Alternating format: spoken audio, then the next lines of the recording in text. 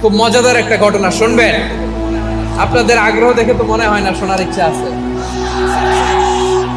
আছে আছে আমার ভাইরা, বিশ্বনবীর বয়স তখন প্রায় 51 বছর। কত বছর? বিশ্বনবীর সবচেয়ে কাছের মানুষ খাদিজা রাদিয়াল্লাহু তাআলা আনহা ইন্তেকাল করেছেন। বিশ্বনবী বড্ড কষ্ট পেলেন, হৃদয়টা ভেঙে খান খান। যিনি ঘরের ভেতরে বিশ্বনবীকে সান্ত্বনা দিতেন, ভালোবাসা দিতেন, বাইরে গেলে কুরাইশরা বকাঝকা করে, অত্যাচার করে, কিন্তু আম্মাজান খাদিজা রাদিয়াল্লাহু তাআলা আনহা ঘরটারে এমন শান্তির নীড় বানায় রেখেছেন, এই ঘরের ভিতরে ঢুকলে বিশ্বনবীর কলিজাটা ঠান্ডা হয়ে যেত। এজন্য রব্বুল আলামিন বলেন, খাদিজা, ও আমার বান্দি খাদিজা, জান্নাতে এমন স্পেশাল একটা ঘর আমি তোমার জন্য রেডি করে রেখেছি। ওই ঘরের মধ্যে কোনো আওয়াজ নাই, ওই ঘরের মধ্যে কোনো নয়েজ নাই, ওই ঘরে কোনো বিশৃঙ্খলা নাই। কারণ মক্কার জমিনে আমার নবী কুরাইশদের বিশৃঙ্খলা, নয়েজ আর ঝামেলাগুলোকে উপেক্ষা করে যখন তোমার ঘরের ভিতরে ঢুকতো, ঘরটারে তুমি শান্তির নীড়, ঠান্ডা, নীরব, নিস্তব্ধ, নিঝুম আর শান্তির নীড় বানিয়ে রেখেছো। এজন্য জান্নাতে স্পেশাল একটা শান্তির নীড় আমি তোমারে উপহার দেব। ওই প্রিয়তমা স্ত্রী খাদিজা ইন্তেকাল করলেন, বিশ্বনবীর হৃদয় ভেঙে খান খান। আবার ওনার চাচা আবু তালেব ইন্তেকাল করলেন, যিনি পলিটিক্যাল শেল্টার দিতেন নবীকে। কে দিতেন? আবু তালেবের ভয়ে, বিশ্বনবীর এই চাচার ভয়ে কোনো মুশরিক নবীর গায়ে হাত দেওয়ার সাহস পায় নাই।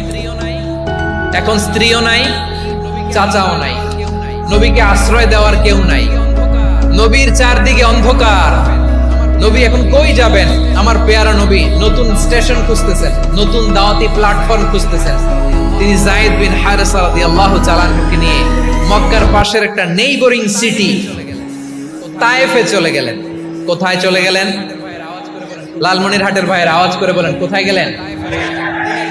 তায়েফে চলে গেলেন দিনের দাওয়াত দেওয়ার জন্য। কি দেওয়ার জন্য? নাকি জমি কিনতে গেছিলেন? জমি কিনতে, দুনিয়ার যশ খ্যাতির জন্য, নিজের কোনো লাভের জন্য? তায়েফবাসীদেরকে জাহান্নামের আগুন থেকে বাঁচানোর জন্য আওয়াজ করে বলতে হবে, ঠিক কিনা? বিশ্বনবী বিশাল মরুপথ, পাহাড়ি পথ পাড়ি দিয়ে তায়েফের মরুজমিনে গেলেন কোরআনের দাওয়াত নিয়ে, ইমানের দাওয়াত নিয়ে। কিন্তু তায়েফের লোকেরা বিশ্বনবীর দাওয়াতকে শুধু প্রত্যাখ্যান করেই থামে নাই, তারা বিশ্বনবীর সাথে অত্যন্ত খারাপ আচরণ করেছে। বিশ্বনবীকে শারীরিকভাবে হেনস্থা করেছে, আমার নবীকে শারীরিকভাবে অত্যাচার করেছে, আমার পেয়ারা নবীর গায়ে পাথর মেরেছে, বিশ্বনবীর গা বেয়ে ঝরঝর করে রক্ত ঝরেছে, নবী জামিনের মধ্যে লুটিয়ে পড়েছেন, আবার মেরেছে, আবার নবী হাঁটতে শুরু করলেন, পেছন থেকে আবার মেরেছে, আবার নবী রক্তাক্ত হয়ে জামিনের মধ্যে লুটিয়ে পড়লেন, আবার মেরেছে। বিশ্বনবীর মতো এত সুস্ত্রী মানব, বিশ্বনবীর মতো এত শুভ্র মানব, বিশ্বনবীর মতো এমন চমৎকার দেহাবয়ব দিয়ে রব্বুল আলামিন কাউকে বানান নাই। এরকম চমৎকার মানুষটাকে তারা তায়েফের ওই জমিনে রক্তাক্ত করেছে। বিশ্বনবী দুনিয়ার কোনো স্বার্থের জন্য সেখানে যান নাই, নিজের কোনো লাভের জন্য, প্রাপ্তির জন্য যান নাই, তায়েফবাসীদের জাহান্নামের আগুন থেকে বাঁচাতে গিয়েছেন। ঠিক কিনা বলেন? খেয়ে না খেয়ে দিন প্রচারের কাজে নিজেকে দিয়েছ বিলিয়ে, তায়েফের কাফিরেরা চিনল না সে আলো, দুষ্ট ছেলেদের পিছু দিল লেলিয়ে, পাথরের আঘাতে ক্ষত বিক্ষত হয়ে সারা শরীর থেকে রক্ত ঝরে। হে রাসূল, তোমাকে ভুলি আমি কেমন করে?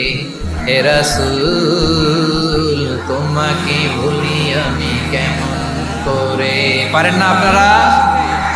ধরুন আমার সাথে, হাজার ব্যথা বেদনার পরে ফিরে আসনি তুমি আপন ঘরে, দিনের আলো তুমি ছড়িয়ে দিতে চলে গেলে মদিনায় মক্কা ছেড়ে।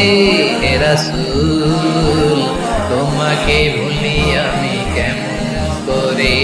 হে রাসূল, তোমাকে ভুলি আমি কেমন করে? ঠিক কিনা বলে? প্রিয় ভাইরা, তায়েফের ছেলেরা নবীকে রক্তাক্ত করলো। আমার নবী কই যাবে? কই যাবে? মক্কায় জায়গা নাই, তায়েফে জায়গা নাই। তায়েফ থেকে ভারাক্রান্ত মন নিয়ে আমার নবী মক্কায় ফিরে আসলেন। বিশ্ব নবী মক্কায় ঢুকতে পারেন না। মক্কার মরুভূমির দিকে তাকিয়ে, উপত্যকার দিকে তাকিয়ে বিশ্বনবী ধা ধা করে কাঁদেন, ঝরঝর করে। নবীর চেহারা মোবারক থেকে চোখের পানিগুলো বেয়ে বেয়ে পড়ে। আমার জন্মস্থান, আমার শৈশব, কৈশোর, যৌবন কেটেছে এই মক্কায়। আমার এলাকায় আমি ঢুকতে পারি না। বিশ্বনবী মক্কার অনতি দূরে দাঁড়িয়ে জায়েদকে পাঠালেন, জায়েদ যাও, দেখো কেউ আমাকে সাপোর্ট করার মতো আছে কিনা। যাও অমুকের কাছে যাও। জায়েদ গেলেন, তারাও প্রত্যাখ্যান করে ফিরিয়ে দেয়। বিশ্বনবী বললেন যাও অমুক লোকের কাছে যাও, তিনিও প্রত্যাখ্যান করে ফিরিয়ে দিলেন। কেউ বিশ্বনবীকে আশ্রয় দিতে রাজি হয় না। নিজ জন্মভূমিতে বিতাড়িত বিশ্বনবী সর্বশেষ বিশ্ব বললেন যাও মুতঈম ইবনে আদির ঘরে যাও। মুতঈম ইবনে আদি মুশরিক, তার কাছে যাও। গেলেন, মুতঈম ইবনে আদি রাজি হয়ে গেল। সুবহানাল্লাহ বলেন। দেখেন, অনেক বিপদের সময়ও আমি নিজে সাক্ষী, সামাজিকভাবে, রাজনৈতিকভাবে কত ঝঞ্ঝা, কত ষড়যন্ত্র, কত কনস্পাইরেসি পাড়ি দিয়ে আমাদেরকে সামনে এগিয়ে যেতে হয়। এই শত্রুদের ভেতরেও একজনকে দাঁড় করিয়ে দেয় যে আল্লাহর কোরআনের জন্য রেডি হয়ে যায়। করেন সুবহানাল্লাহ। মুতঈম ইবনে আদি, আল্লাহ তার মনকে নরম করে দিলেন। মুতঈম বলে, মুহাম্মদ আমি তোমাকে আশ্রয় দিব। তার দুই ছেলেকে পাঠালেন, যাও খোলা তলোয়ার নিয়ে, স্কট দিয়ে, গার্ড অফ অনার দিয়ে মুহাম্মদকে মক্কায় ঢুকাও আর বলো আমি আমান দেব। আমান কি দিব? আমান মানে সিকিউরিটি, নিরাপত্তা। সিকিউরিটি ছাড়া, আমান দেওয়া ছাড়া কেউ থাকতে পারতো না মক্কায়। দুই ছেলে বিষ্ণু ইসা ইসলামকে নিয়ে আসলো। নবী কাবার চারদিকে তাওয়াফ করলেন, নামাজ পড়লেন। আবু জাহেল, উতবা, শাইবা, ওয়ালিদ ইবনে মুগীরা সবাই দেখে, কেউ কিছু করতে পারে না। কারণ মুতঈম ইবনে আদি ঘোষণা দিয়েছেন আমি মুহাম্মদকে আমান দিয়েছি, মুহাম্মাদের গায়ে যেন কেউ স্পর্শ না করে। আওয়াজ করে পড়েন সুবহানাল্লাহ। নবীর এই বিপদ কালে মুহূর্তে মুতঈমের হৃদয়টারে নরম করে দিল কে? হাটের ভাইরা বলেন, এই মুতঈম কি মুসলিম ছিল না মুশরিক? সবাই বলতে হবে মুসলিম না মুশরিক? তাহলে মুশরিকের কাছ থেকে নবী পলিটিক্যাল অ্যাসাইলাম, আধুনিক রাষ্ট্রবিজ্ঞানের ভাষায় পলিটিক্যাল অ্যাসাইলাম, যেটাকে বলে রাজনৈতিক আশ্রয়, ওনার আমান বা নিরাপত্তার এই ঘোষণায় তিনি মক্কায় ঢুকলেন। যতদিন নিরাপত্তা ছিল ছিলেন। মুতঈম যখন মারা গেল, বিষ্ণু ইসলাম হিজরত করে মদিনায় চলে গেলেন। সুবহানাল্লাহ। কিন্তু মুতঈম যে বিশ্বনবীর উপকার করছে এটা বিশ্বনবী ভুলে নাই। আমাদের অনেকে আছে উপকার করার পরে আর খেয়াল থাকে না, খাওয়ার পরে গলা দিয়ে নামলে আর খেয়াল থাকে না। এরকম আছে না নাই? আমার নবী ভুলে নাই। বদরের প্রান্তরে 70 জন কাফেরকে যখন বন্দী করে বিশ্বনবীর সামনে হাঁটু গেড়ে দাঁড় করানো হলো, বসানো হলো। 70 জন কাফের, কয়জন? বিশ্বনবী তাদের দিকে তাকিয়ে বললেন, সহিহ বুখারীর বর্ণনা, লাউ কানাল মুতঈম ইবনে আদি হাইয়ান সুম্মা কাল্লামানি হাউলাই নাতনা লা তারাকতুহুম লাহু। বদরের প্রান্তরে 70 জন বন্দী কাফিরের দিকে তাকিয়ে আমার নবী বললেন, আজকে মুতঈম ইবনে আদি যদি বেঁচে থাকতো আর তোমাদের 70 জনের ব্যাপারে যদি মুতঈম এক বাক্যে একটা সুপারিশ করতো, তার সম্মানে আজকে তোদের সবাইকে আমি মাফ করে দিতাম। নবী চাইলে এখনই এক্সিকিউশন অর্ডার দিতে পারে। তিনি বললেন, আজকে যদি মুতঈম বেঁচে থাকতো আর মুতঈম যদি তোদের জন্য সুপারিশ করতে, এই আবর্জনাগুলোর ব্যাপারে সুপারিশ করতে, আমি মুহূর্তেই তোদেরকে এমনি মাফ করে দিতাম। এবার বলেন, ইসলাম কি ন্যারো মাইন্ডেড না ব্রড মাইন্ডেড? শুধু তাই নয়, যাকে যে সম্মান দেয়ার আমার নবী দিতেন, হোক আস্তিক হোক নাস্তিক, হোক মুসলিম হোক অমুসলিম। বিষ্ণু ইসলাম যখন রোমান সম্রাটের কাছে চিঠি লিখেছেন, আমার প্রিয় লালমনিরহাটের ভাইরা, অল্প কয়েক মিনিট কয়েকটা জরুরি কথা বলবো। এদিকে তাকান, এদিকে তাকান। রোমান সম্রাটের কাছে বিষ্ণুনবী যখন চিঠি লিখলেন মিন মুহাম্মদ রাসূলিল্লাহ ইলা হিরাকলা আযীমির রোম।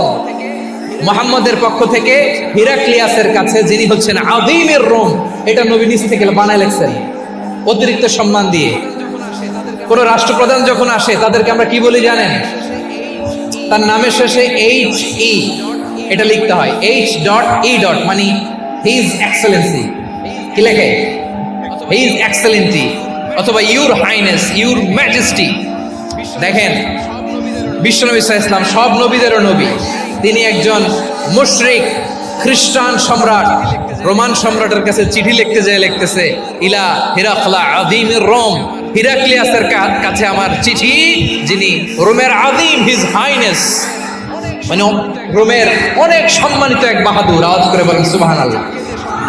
তার মানে যাকে যে সম্মান দেয়ার এটা বিশ্বনবী দিতেন।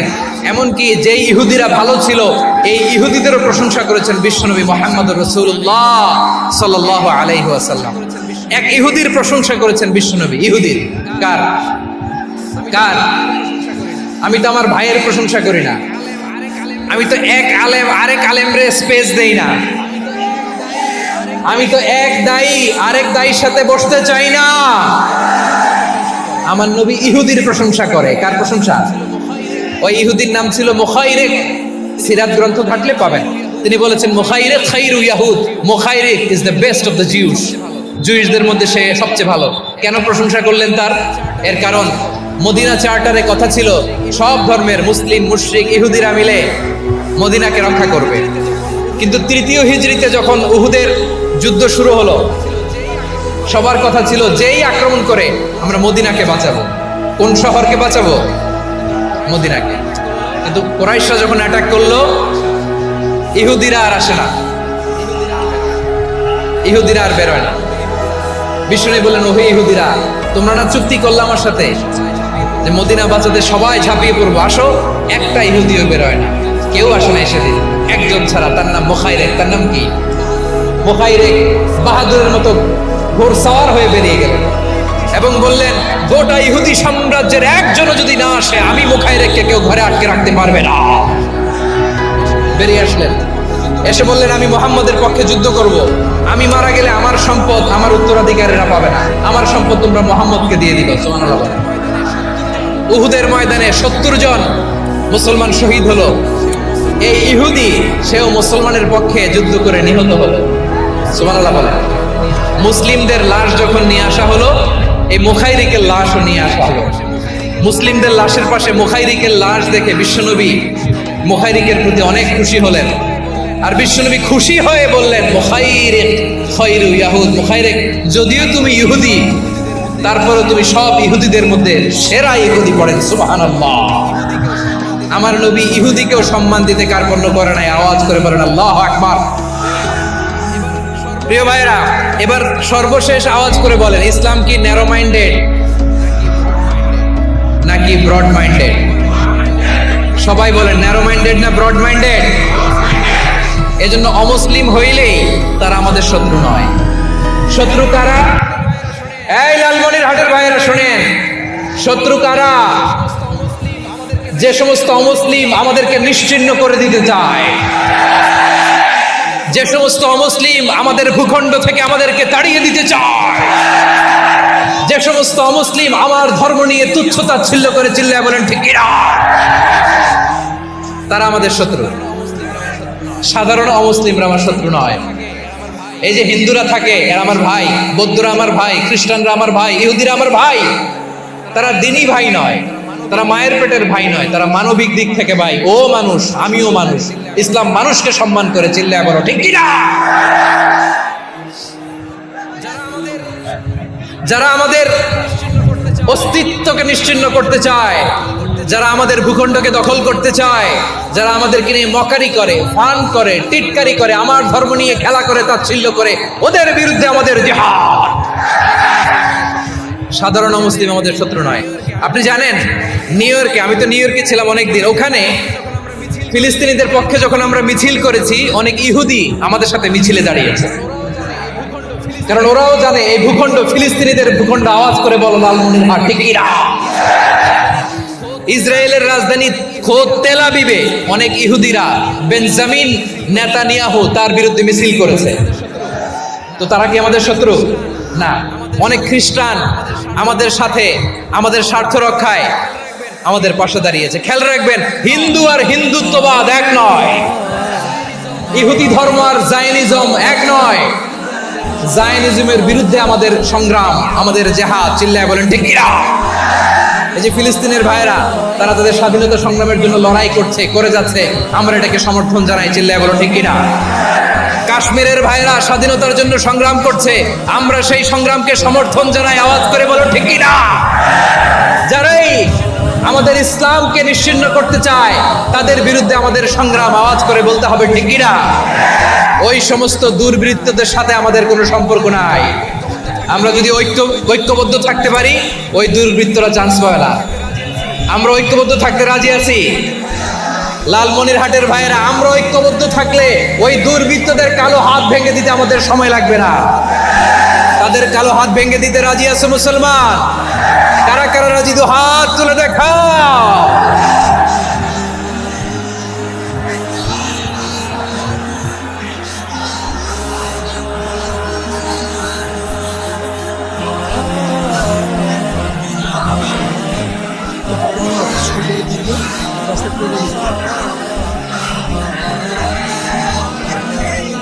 আমার প্রাণ প্রিয় লালমনিরহাটের ভাইরা, শত্রু কাফের আর অশত্রু কাফেরের মধ্যে পার্থক্য আছে না নাই? আবু তালেবও মুশরিক, আবু জাহেলও মুশরিক, কিন্তু দুই মুশরিকে পার্থক্য আছে না নাই? আবু তালেব নবীর চাচা, মুশরিক, মারা গিয়েছে মুশরিক অবস্থায়, কিন্তু আজীবন আমার নবীকে আগলে রেখেছে, আমার নবীকে সাপোর্ট করেছে, ভালোবেসেছে।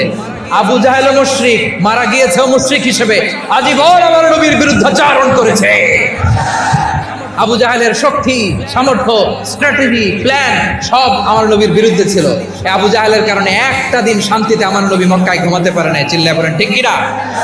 এজন্য রব্বুল আলামিন বলেন, লা ইয়ানহাকুমুল্লাহু আনিল্লাযীনা লাম ইউকাতিলুকুম ফিদ-দীন ওয়া লাম ইউখরিজুকুম মিন দিয়ারিকুম আন তাবাররুহুম ওয়া তুকসিতু ইলাইহিম ইন্নাল্লাহা ইউহিব্বুল মুকসিতিন।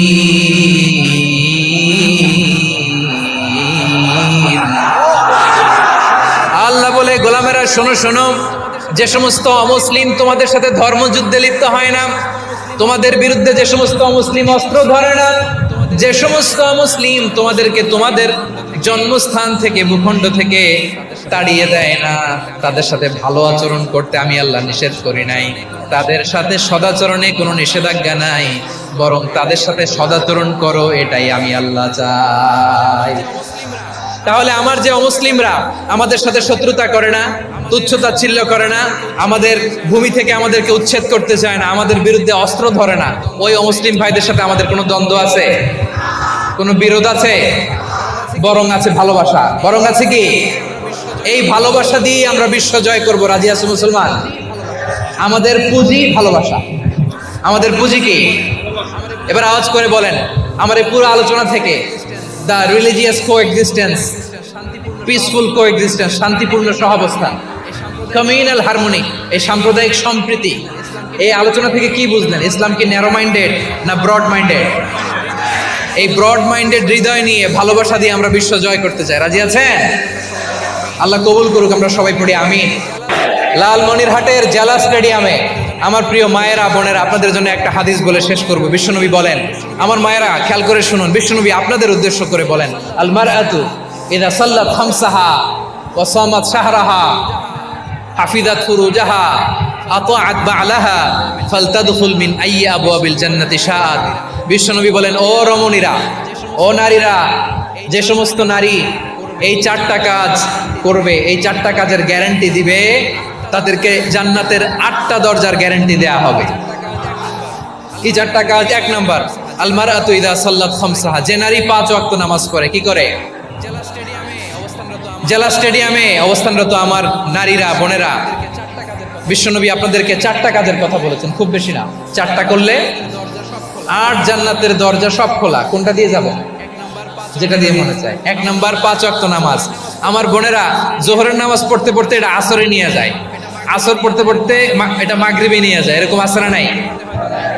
লালমনিরহাটে হয়তো নাই। আমার বোনেরা এটা করবেন না। ইন্নাস সালাতা কানাত আলাল মুমিনিনা কিতাবাম মাওকুতা, সময় মতো পড়বেন। সামাত শাহরা, রমাদানের রোজাগুলো রাখবেন। হাফিজাত ফুরুজাহা, যে নারী তার চরিত্রকে হেফাজত করে, তার প্রাইভেট হেফাজত করে, তার লজ্জাস্থান হেফাজত করে। ও মায়েরা, আপনার এই গর্ভ যে কত দামি আপনি জানেন না। আপনার এই গর্ভ থেকে জন্মাবে আগামী সালাহুদ্দিন আল আইয়ুবী। আপনার গর্ভ থেকেই জন্মাবে ইমাম আল মাহদি আল মুনতাদা। আপনার পেট থেকে জন্মাবে আবু সাইদের মতো বীর সৈনিক। আপনার পেট থেকে জন্মাবে মুগ্ধের মতো বীর মুজাহিদ। আপনি জানেন না কে আসবে আপনার পেট থেকে। সময়টাকে কাজে লাগান, ইসলামকে বুঝেন, মানেন, আমাদের ইসলামিক লেকচারগুলো শোনেন। আমরা যে বার্তাগুলো, ইনস্ট্রাকশনগুলো, দিক নির্দেশনাগুলো আপনাদের খেদমতে রাখি, এগুলো মেনে চলুন। আপনিই পারেন আপনার ঘরটাকে জান্নাতের টুকরা বানাতে। একটা family, it's a very big institution and you are the MD, the managing director of this institution. চিল্লায় বলেন ঠিক কি না? চাইলেই পারেন ঘরটারে জান্নাতের টুকরা বানাতে। 5 ওয়াক্ত সালাত, রমাদানের রোজা, নিজের চরিত্রের হেফাজত, ও আতাআত বালাহা, স্বামীর আনুগত্য। এটাতে অনেকে ভুল করে থাকে। হায় রে আমার বোনেরা, স্বামীর আনুগত্যকে এটা নিজের অপমান মনে করবেন না। আপনার স্বামী আপনার সবচেয়ে বড় গার্ডিয়ান, তিনি আপনার সবচেয়ে ভালো চায়। নারী কখনো গার্ডিয়ানশিপের বাইরে থাকতে পারে না। হয় আপনি বাবার গার্ডিয়ানশিপের ভেতরে, বাপ না থাকলে ভাই আপনার গার্ডিয়ান, ভাই না থাকলে চাচা গার্ডিয়ান, বিয়ের পরে আপনার স্বামী আপনার গার্ডিয়ান। শরিয়া সম্মত স্বামীর আদেশগুলো আপনি মেনে চলবেন, কিন্তু শরিয়া বিরুদ্ধ কোনো আদেশ মানতে আপনি বাধ্য নয়। আওয়াজ করে বলুন সবাই ঠিক কি না? এই 4টা কাজ যদি কোনো নারী করে, বিশ্বনবী বলেন জান্নাতের 8টা দরজা খোলা, তোমার যেটা দিয়ে মনে চায় সেটা দিয়ে জান্নাতে তুমি এন্ট্রি নিতে পারবা। আমরা এখানে লালমনিরহাটের সোহরাওয়ার্দী ময়দানে আজকে যেমন একত্রিত হতে পারলাম, আল্লাহর জান্নাতেও যেন একত্রিত হতে পারে। আল্লাহ তুমি তৌফিক দান করো।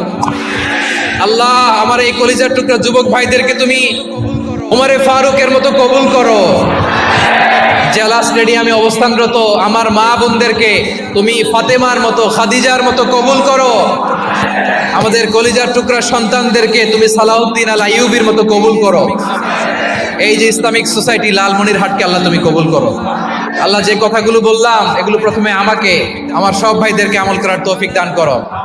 রব্বানা ظلمنا أنفسنا وإن لم تغفر لنا وترحمنا لنكونن من الخاسرين ربنا آتنا في الدنيا حسنة وفي الآخرة حسنة وقنا عذاب النار রব্বুল আলামিন আরশের মালিক, লক্ষ লক্ষ তাওহীদি জনতা দুনিয়ার কোনো কিছুর আশায় নয়, দুনিয়ার কোনো কিছুর জন্য নয়, তোমার কোরআনের প্রেমে, ইসলামের প্রেমে হাজির হয়েছে। আল্লাহ আমার ভাইদেরকে কবুল আর মঞ্জুর করে দাও। ইসলামের জন্য এই গণজোয়ার, এই উচ্ছ্বাস, এই এনার্জি শক্তিগুলোকে আগামীর ইসলামের জন্য কবুল আর মঞ্জুর করে নাও। গাড়িতে করে, হুন্ডায় চড়ে, সাইকেল দিয়ে, রেল লাইন দিয়ে, রেলে চড়ে চড়ে লক্ষ লক্ষ ভাইরা বিভিন্ন জেলা থেকে আজকের এই ঐতিহাসিক লালমনিরহাটের প্রোগ্রামে যারা জয়েন করলো, নিরাপদে তুমি আবার তাদেরকে গন্তব্যে পৌঁছে দিও। রব্বানা তাকাব্বাল মিন্না ইন্নাকা আনতাস সামিউল আলিম ওয়া তুব আলাইনা ইয়া মাওলানা ইন্নাকা আনতাত তাওয়াবুর রহিম। সুবহান রাব্বিকা রাব্বিল ইজ্জাতি আম্মা ইয়াসিফুন ওয়া সালামুন আলাল মুরসালিন والحمد لله رب العالمين واجعل آخر كلامنا عند الموت لا إله إلا الله محمد رسول الله